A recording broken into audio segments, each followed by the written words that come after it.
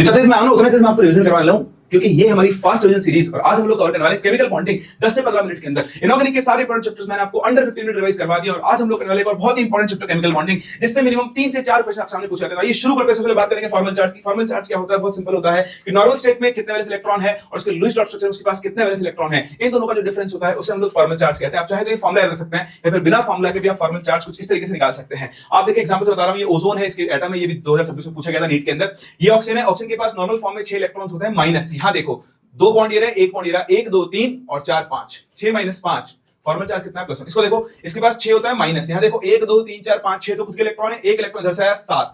Formal charge कितना होगा? -1। या फिर आपका फॉर्मूला V - 2 * Lp - Bp, आप ये फॉर्मूला लगा सकते हो। यहां पर Bp क्या है? वो बॉन्ड पेयर है, और आपको है ना, जितने ये बॉन्ड बना रहा है वही नंबर ऑफ बॉन्ड्स आप इसको बोल सकते हो और वहां से भी इसे आप कैलकुलेट कर सकते हो। चलिए बहुत ही बढ़िया, बहुत ही बढ़िया। तो फॉर्मल चार्ज इंपॉर्टेंट है, इससे क्वेश्चन आ जाते हैं। उसके बाद लुईस ऑक्टेट रूल। तो लुईस ऑक्टेट रूल जो ऑक्टेट कंप्लीट रूल आपको पता है, लेकिन कौन उसको फॉलो नहीं करता, इंपॉर्टेंट है। इलेक्ट्रॉन डेफिशिएंट लुईस एसिड्स, हाइपरवैलेंट जिनके अंदर 8 से ज्यादा इलेक्ट्रॉन्स होते हैं, और इलेक्ट्रॉन स्पीशीज में आप कभी भी ऑक्टेट कंप्लीट नहीं कर सकते हो। इनके एग्जांपल्स आपको ध्यान रखने होंगे। चलिए, cations with pseudo inert gas configuration, जिनके वैलेंस शेल में 18 इलेक्ट्रॉन होते हैं, जैसे डी ब्लॉक कैटायंस जो है उन्हें हम लोग स्यूडो इनर्ट गैस वाले कैटायंस बोलते हैं। चलिए, इसके बाद चलते हैं आगे, बात करते हैं लुईस एसिड बेस थ्योरी की। मैंने आपको बताया कि लुईस एसिड बेस थ्योरी क्या कहती है, बहुत सिंपल है। लुईस एसिड वो होते हैं जो इलेक्ट्रॉन पे एक्सेप्ट करते हैं, लुईस बेस वो होते हैं जो इलेक्ट्रॉन पे डोनेट करते हैं।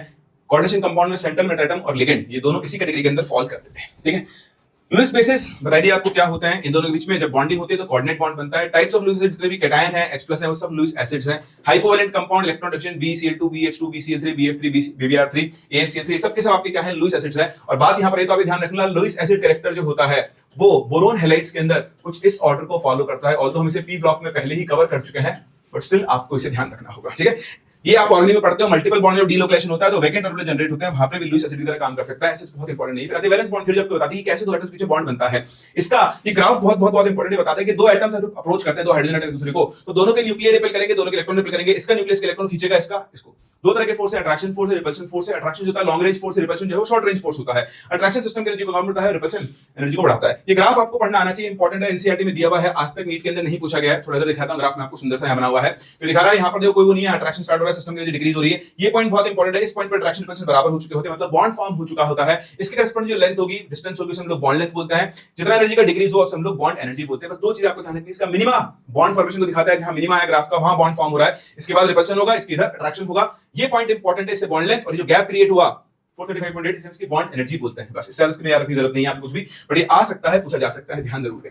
इसका था कंसेप्ट ऑफ ओवरलैपिंग पढ़ा हुआ आपने। जब बॉन्ड फॉर्म होता है तो दो ऑर्बिटल्स के बीच में ओवरलैपिंग होती है। ओवरलैपिंग जो होती है वो पॉजिटिव हो सकती है, नेगेटिव हो सकती है, फिर जीरो हो सकती है। जी हां, पॉजिटिव ओवरलैपिंग से ही बॉन्ड बनता है, जीरो और नेगेटिव से बॉन्ड फॉर्म नहीं होता है, ध्यान रखना। चलिए, तो बहुत ध्यान से देखें, ये जो दोनों साइन दिख रहे हैं आपको, वेव फंक्शन के साइन एटॉमिक में पढ़ लिया। तो अगर दोनों ऑर्बिटल्स का वेव फंक्शन का साइन सेम है तो उसे बोलते हैं पॉजिटिव ओवरलैप बॉन्ड बनेगा। अगर दोनों का साइन अपोजिट होता है तो होता है नेगेटिव। ये प्लस हो ये माइनस हो तो उसे बोलते हैं नेगेटिव ओवरलैप बॉन्ड नहीं बनेगा। और अगर कोई ऑर्बिटल का जितना प्लस उतना ही माइनस ओवरलैप हो रहा है उसे हम जीरो ओवरलैप बोलते हैं। इससे भी किस तरह का बॉन्ड फॉर्म नहीं होगा। तो ध्यान रखना, ये आपको बताइए कि सिग्मा बॉन्ड बनते हैं, पाई बॉन्ड बनते हैं। ठीक है, एक चीज मैंने आपको यहां पर बता दी है कि ये sigma PP, sigma SP, sigma SS, PP overlapping सबसे स्ट्रांग होती है, फिर एसएस और फिर एसपी, अगर सेम शेल के ऑर्बिटल्स हैं। अभी आगे और देख लेंगे, इसको हम कंपेयर करने वाले। फिर होता है पाई बॉन्ड, ये आपके पास बन रहा है, मुझे सिखाने की जरूरत नहीं है किस तरह से पाई बॉन्ड फॉर्म होता है। आगे बढ़ते देखो, बात करते हैं कंपैरिजन की। तो सबसे स्ट्रांग जो आपका सिग्मा बॉन्ड होता है, फिर डेल्टा आता है, फिर आपके पास कौन सा बॉन्ड होता है? पाई बॉन्ड होता है। ये आप ध्यान रखना है। अच्छा, अगर आपके पास बॉन्ड फॉर्म की स्ट्रेंथ देखें तो दो चीज पर डिपेंड करता है। अगर सेम शेल है तो पीपी ओवरलैपिंग सबसे स्ट्रांग होगी, फिर एसपी और फिर एसएच, जो मैं आपको पहले बता चुका हूं। अगर आपके पास सेम शेल नहीं है तो बॉन्ड लेंथ के ऊपर डिपेंड करेगा, जितना छोटा बॉन्ड उतना स्ट्रांग होगा। तो आप देखो, जैसे 1 1 है, ये 1 2 है, ये 2 2 है, ये 2 3 है, तो 1 1 सबसे छोटा होगा, फिर 1 2 से बड़ा सेकंड वाला ऑर्बिटल, फिर 2 2 और फिर 2 3। ये बहुत रेयर आता है नीट में, ये है 2p 2p 2p 3p 3p 3p, तो 2 2 सबसे छोटा, फिर 2 3 और फिर 3 3। समझ पा रहे हैं? तो जितना छोटा बॉन्ड होगा स्ट्रेंथ क्या होगी उतनी ही ज्यादा होगी। इस तरीके से आप इसे कंपेयर कर सकते हैं। फिर आती है VCPRT, जो आपको बताती है हाइब्रिडेशन। VCPRT को हमने मिक्स कर दिया है, जिससे आप हाइब्रिडेशन शेप दोनों के ऊपर बात कर सकते हो। तो बहुत सिंपल सी एक ट्रिक होती है जिसको हम लोग यहां पर फॉलो करते हैं, मैं आपको ये बताने वाला हूं। ये तो रिपल्शन का ऑर्डर है, तो आप देखो ये ट्रिक आपको फॉलो करनी है। Determine number of lone pairs, bond pairs and hybridisation. उसके बाद place lone pairs and multiple bonds at minimum repulsion position. मैं आपको बता दूं, सिर्फ आपको पेंटागोनल ट्राइगोनल बाइपिरामिडल को ध्यान रखना है। ट्राइगोनल बाइपिरामिडल के अंदर अगर आप देखो तो इक्वेटोरियल पोजीशंस जो होती है ये मिनिमम रिपल्शन पोजीशंस है। बाकी ऑक्टाहेड्रल तक sp3d2 तक सारी पोजीशंस क्या होती है, सेम होती है। इतना सा आप याद रख लेना, अगर आपके पास sp3d के अंदर लोन पेयर आया, मल्टीपल बॉन्ड आया, तो उसे आप इन तीन पोजीशंस के ऊपर ही रखोगे। उसके बाद अगर आपके पास लोन पेयर है, उस लोन पेयर को फाइनल शेप में काउंट मत करो, जो बच गया वही उस मॉलिक्यूल की फाइनल शेप होती है। इसके लिए आपको कुछ रटना नहीं है, आपको याद नहीं रखना है। दो bond pair, zero lone pair है, तो लोन पेयर है नहीं तो हाइब्रिडेशन sp होगा और उसी के हिसाब से ज्योमेट्री आ जाएगी। ठीक है, आप देखो sp2 के अंदर आप आए तो sp2 में दो केस बनेंगे, या तो तीन bond pair zero lone pair, तो यहां तो लोन पेयर है ही नहीं, यहां पे लोन पेयर आएगा तो आप क्या करोगे, sp3 की ज्योमेट्री बनाओ, ऐसी होती है। लोन पेयर को रख दो मिनिमम रिपल्शन पोजीशन पे, पर लोन पेयर यहां तीनों पोजीशन सेम होती है, कहीं भी रख दो, ये रख दिया। अब लोन पेयर को शेप में काउंट मत करो, तो ये आपको बेंट या फिर एंगुलर दिख गया है।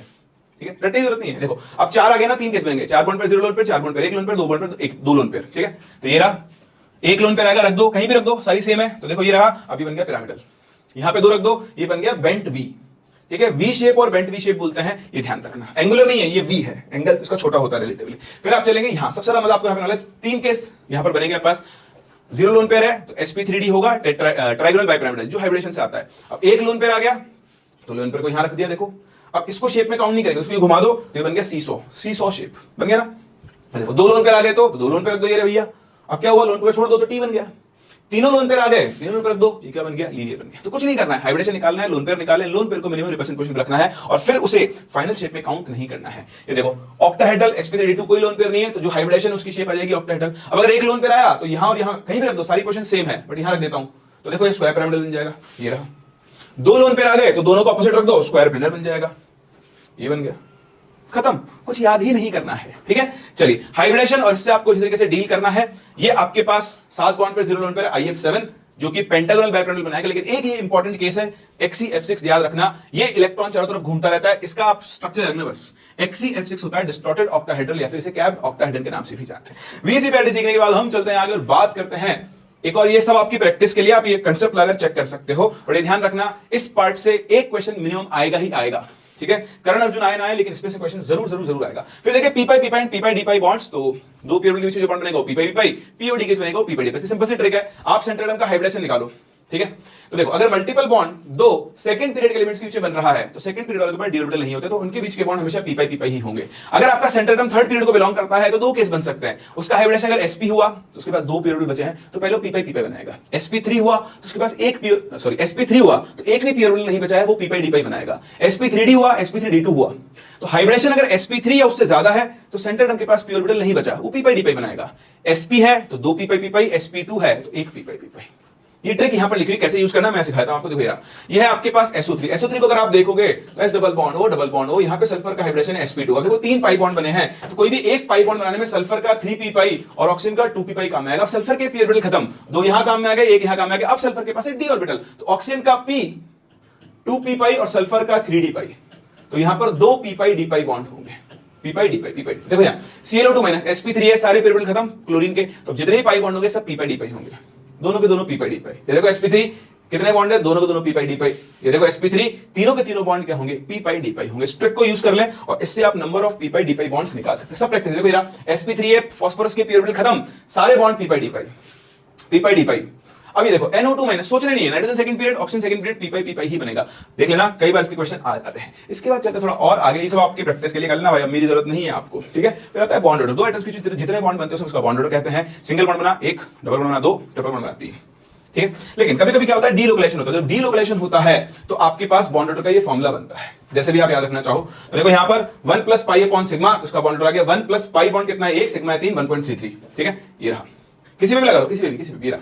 यहां देखो 1 plus pi upon sigma 1.5, 1 plus pi upon sigma 1.25, 1.67। और गांव का बच्चा तो जानता है कि बॉन्ड ऑर्डर और बॉन्ड लेंथ एक दूसरे के इनवर्सली प्रोपोर्शनल होते हैं, इसलिए हम आगे बात करने वाले हैं अब बॉन्ड लेंथ की। तो bond length is inversely proportional bond order. Bond order जितना ज्यादा होगा बॉन्ड लेंथ क्या होती है, उतनी ही कम होती है। लेकिन कई बार आपके सामने ऐसे केस आएगा जब बॉन्ड ऑर्डर सेम हो गया तो बॉन्ड लेंथ कैसे कंपेयर करोगे। तो देखो बॉन्डेड आर्म अगर डिफरेंट है तो साइज पे डिपेंड करेगा। आपके सामने एग्जांपल है, अगर bonded arm are same then check bond order, जिसका बॉन्ड ऑर्डर ज्यादा उसकी बॉन्ड लेंथ क्या हो जाएगी, कम। ठीक है, सिंपल से आपके पास ऑर्डर ध्यान रख सकते हो। अब अगर बॉन्ड ऑर्डर की बात चले, बॉन्ड लेंथ की बात चले, तो हम चलते हैं बॉन्ड एंगल पर। बॉन्ड एंगल का ही ऑर्डर याद रखना। सबसे पहले हाइब्रिडेशन चेक करो कि हाइब्रिडेशन सेम है या फिर अलग अलग है। अगर हाइब्रिडेशन अलग अलग है तो बॉन्ड एंगल हाइब्रिडेशन के हिसाब से लिख देंगे। देखो sp sp2 sp3। अगर हाइब्रिडेशन सेम हो गया तो आपको लोन पेयर चेक करने हैं। Bond angle is inversely proportional to number of lone pairs. यहां देखो sp3 जिसके पास लोन पेयर ज्यादा उसका बॉन्ड एंगल क्या हो जाएगा, कम। नीट लेवल पे इतना ही आप कर लेना, बहुत है, इससे ज्यादा की जरूरत आपको नहीं पड़ेगी। ठीक है, चलिए तीसरा एक एक्सट्रीम केस बता रहा हूं, आ सकता है, ऐसा नहीं कि नहीं आ सकता, आया हुआ भी है, ठीक है। OF2 OCl2, तो अगर आप OF2 OCl2 में देखो तो हाइब्रिडेशन सेम है, number of lone pair same है, तो फिर सराउंडिंग एटम का साइज देखते हैं। सराउंडिंग एटम अगर बड़ा है तो आप देखो अगर ये पास आएगा तो दोनों बड़े एटम्स की जो रिपल्शन होगा तो ये वापस से क्या चला जाएगा, दूर चला जाएगा। तो ये होता है आपके पास क्या, बॉन्ड एंगल को कंपेयर करने का तरीका। अगर ये केस आ जाए, हाइब्रिडेशन भी सेम हो जाए, नंबर ऑफ लोन पेयर भी सेम हो जाए, तो आपको सराउंडिंग एटम को देखना होता है। चलिए, बहुत ही बढ़िया, बहुत ही बढ़िया। फिर आता है डाइपोल मोमेंट के ऊपर। क्या होता है मुझे सिखाने की जरूरत नहीं है, Q into D होता है, ये इसकी यूनिट है, याद रख लेना। अगर म्यू यूनिट 0 है, क्योंकि वेक्टर क्वांटिटी सारे डाइपोल मोमेंट्स का सम करेंगे, म्यू यूनिट 0 है तो नॉन पोलर, और नॉन 0 है तो कंपाउंड कैसा होगा, पोलर होगा। ये याद रख लेना, इससे आपका काम हो जाएगा। अगर एक मॉलिक्यूल के सारे बॉन्ड सेम है और सेंटर एटम के पास कोई लोन पेयर नहीं है, तो सोचने की जरूरत नहीं है, उसका म्यू यूनिट 0 आएगा। जितने लिखे हुए हैं सबका म्यू यूनिट 0 है। अब देखो इन दोनों केस में लोन पेयर है, लेकिन इनकी शेप की वजह से इनका म्यू यूनिट कैसा आता है, 0 आता है। XCF4 जो बनता है वो बनता है स्क्वायर प्लेनर, एक लोन पेयर ऊपर एक लोन पेयर नीचे, सब एक दूसरे के इसको कैंसिल कर देते हैं, इसलिए इसका म्यू यूनिट जो है वो 0 आता है, ठीक है। लेकिन अगर आपके बॉन्ड्स अलग अलग हैं और लोन पेयर्स हैं तो म्यू यूनिट 0 हो भी सकता है और नहीं भी हो सकता। मैंने आपको दिखाया, ये रहा XCF4, यहां 0 है जबकि लोन पेयर है, इन सबका क्या है आपके पास, नॉन 0 है। फिर कुछ इंपॉर्टेंट केसेस जो आपको जरूर जरूर जरूर याद रखने चाहिए वो है ये NH3 NF3 में, ये मोस्ट आस्क्ड मोस्ट रिपीटेड है, NF3 का डाइपोल मोमेंट NH3 से कम होता है। दूसरा है CH3Cl CH2Cl2 CHCl3, यहां पर आप ध्यान रखें जैसे नंबर ऑफ क्लोरीन एटम्स बढ़ते जाएंगे वैसे वैसे डाइपोल मोमेंट जो है वो आपका कम होता जाता है। तो सबसे ज्यादा CH3Cl होगा, फिर CH2Cl2 का होगा, और फिर आपके पास किसका होगा, CHCl3 का होगा। ये आप लोग जरूर जरूर जरूर ध्यान रखें। और अब ना मैं तुमको एक टेबल बता रहा हूं भाई, इस टेबल को बहुत अच्छे से देख के चले जाना, क्योंकि इसके ऊपर बेस्ड क्वेश्चन आपको मिल सकते हैं। कई बार उल्टे सीधे मॉलिक्यूल्स को कंपेयर करवा लेगा, एनसीईआरटी की दी हुई टेबल है, तो ध्यान रखना। आप देख सकते हो सबसे ज्यादा डाइपोल मोमेंट आपको यहां पर किसका दिखाई दे रहा है, 1.85, जो कि होता है जल। जल है तो कल है। आप देखो HF सेकंड नंबर पर है। आप HBr H2S को देखो, आपको लगेगा HBr का ज्यादा होगा, बट H2S का ज्यादा होता है। NH3 NF3 देखो, NH3 कितना कम होता है, 0.23, सबसे कम आ गया इनके अंदर। और यह है CHCl3, तो वाटर, CHCl3, HCl, भैया इनको कंपेयर कर लेना। जेई मेन के अंदर रैंडमली कंपेयर करवाया, वैल्यूज से ही कर सकते हो। Very very very important, table को अच्छे से देख के चले जाना। चलिए जी, इसके बाद चलते हैं आगे। ये मैंने आपको सिखाई दिया तो मुझे और दोबारा, ये कुछ केसेस है H2 का H2 से डाइपोल मोमेंट ज्यादा होता है, ये ध्यान रखना। ये आप ऑर्गेनिक के अंदर पढ़ते हो, यहाँ पर CH3Cl ज्यादा होता है, फिर नॉर्मल ऑर्डर चलता है। ओके जी, इसके बाद देखो ये डाइपोल मोमेंट कंपैरिजन होता है। ऑर्थो मेटा पैरा आइसोमर्स में ऑर्थो मेटा पैरा ज्यादा होता है, एक्यूट एंगल, ऑब्टूज एंगल और 0, ठीक है। सेम चीज यहां पर भी है, ये उल्टा है, मतलब दोनों सेम टाइप के ग्रुप होंगे तो ऑर्थो मेटा पैरा होता है, ठीक है जी। इसके बाद यहां पर आओ, this is very very very important, ये तक नहीं पूछा गया, पूछ सकता है। अगर आपके पास अपोजिट पोजीशन पर दो ऐसे ग्रुप है जिनके पास सिंगल एटम और लोन पेयर है, और एक ऐसा जिसमें लोन पेयर भी और बॉन्ड भी है, तो ध्यान रखना इनके केस में म्यू नॉन 0 होता है, इनके केस में म्यू 0 होता है। वेरी वेरी वेरी इंपॉर्टेंट, ध्यान रख लेना, नीट के पॉइंट ऑफ व्यू से बहुत इंपॉर्टेंट है। इसके बाद चलते हैं आगे, बात करते हैं MOT की, मॉलिक्यूलर ऑर्बिटल थ्योरी, जो बताती है कि एटॉमिक ऑर्बिटल्स कंबाइन होते हैं और मॉलिक्यूलर ऑर्बिटल बनते हैं। BMO बनता है, ABMO बनता है। पॉजिटिव ओवरलैप होता है तो BMO बनता है, नेगेटिव ओवरलैप होता है तो ABMO बनता है। कंस्ट्रक्टिव इंटरफेरेंस, डिस्ट्रक्टिव इंटरफेरेंस, इससे ज्यादा है ना, प्लस आएगा तो पॉजिटिव, माइनस आएगा तो नेगेटिव, ठीक है। और दूसरी बात क्या रखनी है, ये आपके सामने देखो बन गए हैं BMO और ABMO कैसे बने हैं। ये रहा, दोनों का सेम साइन है, पॉजिटिव ओवरलैप, अपोजिट साइन है नेगेटिव ओवरलैप। यहां आप देख सकते हो बॉन्डिंग मॉलिक्यूलर बन गया, एंटी बॉन्डिंग बन गया। एंटी बॉन्डिंग में हमेशा आपको नोडल प्लेन मिलेगा, रट लेना, रट लेना, ठीक है। ये सब समझाया है आपको, no nodal plane, nodal plane. तो काम की बात क्या है मेरे दोस्त, काम की बात ये है कि BMO के अंदर कभी भी आपको नोडल प्लेन नहीं मिलेगा, लेकिन एंटी बॉन्डिंग मॉलिक्यूलर ऑर्बिटल में आपको नोडल प्लेन मिलेगा। सिग्मा के अंदर, पाई के अंदर, दोनों के अंदर नोडल प्लेन होता है, BMO भी, एंटी ABMO के अंदर, ठीक है। चलिए आगे बढ़ते हैं यहां से, और आगे बढ़ते हैं। ये देखिए MOT की बहुत सिंपल सी ट्रिक है जो आप लोगों को ध्यान रखनी है, एनर्जी ऑर्डर है। तो ट्रिक क्या है, ट्रिक है ये 2-1-2-1 एंड 1-2-2-1। नाइट्रोजन या फिर टोटल इलेक्ट्रॉन 14 से कम है तो ट्रिक यूज करोगे 2-1-2-1। 2-1-2-1 क्या है, देखो यहां तक तो हो गया 8 इलेक्ट्रॉन, 2-1-2-1। O2 के लिए 1-2-2-1। अब आपको इलेक्ट्रॉन्स में भरने ध्यान रखना, नाइट्रोजन उससे पहले वालों के लिए sp मिक्सिंग होती है, नाइट्रोजन के बाद वालों के लिए sp मिक्सिंग नहीं होती है, इसलिए एनर्जी ऑर्डर क्या हो जाता है, चेंज हो जाता है, ठीक है जी। इसके बाद आपको सिंपल सी बातें ध्यान रखनी है। बॉन्ड ऑर्डर कैसे निकालते हैं, half Nb minus Na, stability is proportional to bond order. अगर बॉन्ड ऑर्डर सेम हो जाए तो stability is directly proportional number of bonding orbitals electrons and inversely proportional to number of anti bonding electrons, ठीक है। सब कुछ यहां पे आपको सिखा दिया गया है। ये आपको ट्रिक याद रखनी है, अगर आप एक इलेक्ट्रॉन BMO में डाल रहे हो या फिर एंटी बॉन्डिंग से निकाल रहे हो तो बॉन्ड ऑर्डर 0.5 से बढ़ जाता है हर एक इलेक्ट्रॉन के लिए, ये उल्टा है उसका, ये तो रट लिया। All odd electron 10 electron 16 electron species are paramagnetic in nature, सबसे ज्यादा आपके काम में आने वाली है, ठीक है जी। चलिए फिर बात करते हैं इंटरमॉलिक्यूलर फोर्सेस की। तो आपके पास ये फोर्सेस होते हैं, आयन आयन फोर्स, आप आयनिक बॉन्ड बोलते हैं, ध्यान रखना ये वैन डर वाल्स फोर्स नहीं है। आयन डाइपोल फोर्स, ये भी वैन डर वाल्स फोर्स नहीं है। जहां पर भी आयन का इन्वॉल्वमेंट है वो वैन डर वाल्स फोर्स नहीं होता है। ये फोर्स काम करेगा एक पोलर मॉलिक्यूल और एक आयन के बीच में, जैसे Na+ + H2। कुछ याद नहीं रखना, सिर्फ देखना है किसके बीच में काम करेगा। डाइपोल डाइपोल फोर्स हम कीसम फोर्स, नाम याद रखना पड़ेगा, कीसम फोर्स बोलते हैं। दो पोलर मॉलिक्यूल्स के बीच में जो फोर्स काम करता है हम डाइपोल डाइपोल फोर्स बोलते हैं। आयन इंड्यूस्ड डाइपोल, एक आयन और एक नॉन पोलर मॉलिक्यूल के बीच में फोर्स काम करेगा, आयन इसके अंदर डाइपोल इंड्यूस करेगा, ये भी वैन डर वाल्स फोर्स नहीं है। जहां भी आयन नाम आ गया वो वैन डर वाल्स फोर्स नहीं होता है। फिर आएगा डाइपोल इंड्यूस्ड डाइपोल, जिसे हम लोग डिवाई फोर्स के नाम जानते हैं, एक पोलर और एक नॉन पोलर मॉलिक्यूल के बीच में काम करेगा, जैसे वाटर प्लस CO2, ठीक है। फिर जो दो नॉन पोलर के बीच में काम करेगा, जैसे नोबल गैसेस हो गई या फिर दो नॉन पोलर मॉलिक्यूल हो गए, उसको हम बोलते हैं लंडन डिस्पर्जन फोर्स, ठीक है, पढ़ा हुआ आपने सब कुछ है। ये इनकी स्ट्रेंथ का ऑर्डर है, सीधी सी बात है। प्योर चार्ज, प्योर आयंस में सबसे ज्यादा फोर्स होगा, फिर प्योर पार्शियल चार्ज, फिर पार्शियल पार्शियल, फिर प्योर इंड्यूस्ड पार्शियल, फिर पार्शियल इंड्यूस्ड पार्शियल, और सबसे बीच में होगा नॉन पोलर के बीच में। ऑल्दो इंपॉर्टेंट नहीं है, बट ये एनर्जी होती है डिस्टेंस है न्यूक्लियस से। तो आप ध्यान रखें 6 फोर्स है, 1 2 3 4 6 6, क्या 1 2 3 4 6 6, ये इस तरह से प्रोपोर्शनल होते हैं inversely, 1/r 1/r square 1/r3 1/r4, 5 नहीं आता 6 और 6 आता है। ठीक है, ऐसा बहुत इंपॉर्टेंट नहीं है, छोड़ सकते हो। ठीक है, फिर आता है आपके पास हाइड्रोजन बॉन्ड, जिससे क्वेश्चन आते हैं। तो हाइड्रोजन बॉन्ड एक तरह का डाइपोल डाइपोल इंटरेक्शन है, लेकिन यहां पर हाइड्रोजन डायरेक्टली कनेक्ट होगा एक मोर इलेक्ट्रोनेगेटिव एटम से, जिसके ऊपर चार्ज क्रिएट करेगा। फिर एक डोनर एटम होना चाहिए, इसके पास लोन पेयर होगा, तभी हाइड्रोजन बॉन्ड बन सकता है। चार्ज कौन कौन क्रिएट कर सकता है? सिर्फ ये FON CCl3 sp hybridised carbon, और एक आप यहां पर CF3 भी बोल सकते हो। यही सब इनके ऊपर चार्ज क्रिएट कर सकते हैं, और इस तरह से हाइड्रोजन बॉन्डिंग होती है। आइए हाइड्रोजन बॉन्डिंग की एक्सटेंट मतलब कितने हाइड्रोजन बॉन्ड बना सकता है एक मॉलिक्यूल। तो आप देखो बहुत सिंपल होता है, ये वाटर मॉलिक्यूल है, 2 lone pair 2 hydrogen 4 hydrogen bond बना सकता है। यहां देखो 3 hydrogen 1 lone pair 4 hydrogen bond बना सकता है। देखो 1 हाइड्रोजन 2 हाइड्रोजन, 2 इधर से 2 यहां से 2 यहां से, टोटल 6 हाइड्रोजन बॉन्ड बना सकता है। H2SO4 को देखो 1 2 3 4 5 6 7 8 9 10 हाइड्रोजन बॉन्ड बना सकता है। वैसे काम नहीं था, बट कभी पूछ ले कि मैक्सिमम कितने हाइड्रोजन बॉन्ड बना सकता है, तो ध्यान रखना मेजरली आपके वाटर काम में आता है। आइस के अंदर ये 4 हाइड्रोजन बॉन्ड बनाता है। ठीक है जी। इसके बाद देखो ये काम की चीज, ये बहुत इंपॉर्टेंट है, सिमेट्रिकल और अनसिमेट्रिकल। अभी तक आपने जितनी देखी सब अनसिमेट्रिकल थी। सिमेट्रिकल हाइड्रोजन बॉन्ड सिर्फ एक कंपाउंड में होता है, KHF2-। ये रख लेना, स्ट्रॉन्गेस्ट हाइड्रोजन बॉन्ड किसमें बनता है? KHF2-। में इसमें हाइड्रोजन इस तरह बैठता है आकर कि दोनों तरफ की बॉन्ड लेंथ क्या हो जाती है? सेम हो जाती है, इसलिए इसको सिमेट्रिकल हाइड्रोजन बॉन्ड बोलते हैं। अभी ज्यादा डिटेल में जाने की जरूरत नहीं है। फिर आते हैं पास इंटरमॉलिक्यूलर इंट्रामॉलिक्यूलर, दो अलग अलग मॉलिक्यूल्स के बीच में जो होगी वो इंटरमॉलिक्यूलर, एक ही मॉलिक्यूल के अंदर जो होगी वो इंट्रामॉलिक्यूलर। इंट्रामॉलिक्यूलर हाइड्रोजन बॉन्ड की वजह से boiling point, viscosity, solubility in water decrease होती है इंट्रा की वजह से, और इंटर की वजह से ये सब क्या होता है? इंक्रीज होता है। आप याद रख लेना, इसका उल्टा इधर होता है। इंटर की वजह से ये सब इंक्रीज होता है, और इंट्रा की वजह से ये सब क्या होता है? डिक्रीज होता है। इसके बाद चलते हैं, देखें आगे boiling point, melting point, hydrates group 15 to 17। मैं आपको पी ब्लॉक के अंदर बहुत अच्छे से कवर करवा चुका हूं। अगर आपने पी ब्लॉक का लेक्चर मिस कर दिया तो अभी जाकर देख ले, 10 मिनट में पी ब्लॉक पूरा खत्म कर दिया। जैसे हम लोग यहाँ पर केमिकल बॉन्डिंग खत्म कर रहे हैं, पूरी प्लेलिस्ट को कवर कर लो, इनऑर्गेनिक केमिस्ट्री आपकी खत्म हो जाएगी। चलिए आगे बढ़ते हैं, आगे बढ़ते हैं, आगे बढ़ते हैं। देखिए फजांस रूल सभी को पता है। फजांस रूल के अंदर क्या होता है? कैटायन एनायन के इलेक्ट्रॉन को तरफ खींचता है, इस प्रोसेस को बोलते हैं पोलराइजेशन। इलेक्ट्रॉन खींचने की वजह से आयनिक बॉन्ड के अंदर कोवेलेंट कैरेक्टर्स आ जाते हैं, और उन कोवेलेंट कैरेक्टर्स को हम कंपेयर करते हैं यहां से। पोलराइजेशन पावर ऑफ कैटायन उसके चार्ज पे डिपेंड करती है, उसके साइज के इनवर्सली प्रोपोर्शनल होती है। ठीक है, दूसरा polarizability of anion, charge of anion के directly proportional size of anion. मतलब बात यह है कि एनायन जितना बड़ा और उसके ऊपर चार्ज जितना ज्यादा होगा, उसके इलेक्ट्रॉन को उतनी आसानी से खींचा जा सकता है। कैटायन जितना छोटा और उसका चार्ज जितना ज्यादा होगा, इलेक्ट्रॉन को उतना ज्यादा अपनी तरफ खींचेगा। तो आप देख सकते हैं यहां सब जगह पर एनायन सेम है, तो कैटायन जितना छोटा, पोलराइजिंग पावर उतनी ज्यादा, कोवेलेंट कैरेक्टर्स भी उतनी ही ज्यादा। ऑर्डर दिख रहा है सभी लोगों को? यहां पर आप देखें कैटायन का चार्ज अलग है, तो जिसका चार्ज सबसे ज्यादा उसका कोवेलेंट कैरेक्टर सबसे ज्यादा। यहां पर कैटायन सेम है, एनायन का साइज जितना बड़ा, कोवेलेंट कैरेक्टर्स क्या होंगे? उतनी ही ज्यादा।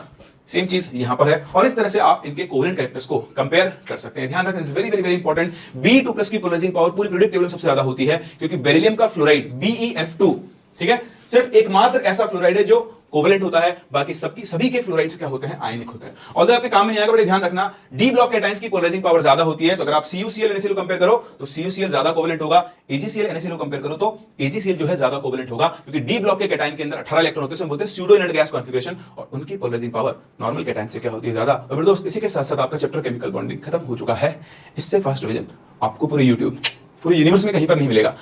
तो यह अच्छे से कर लो, और जाने से पहले वीडियो को लाइक जरूर करके जाना, थैंक यू बोल के जाना।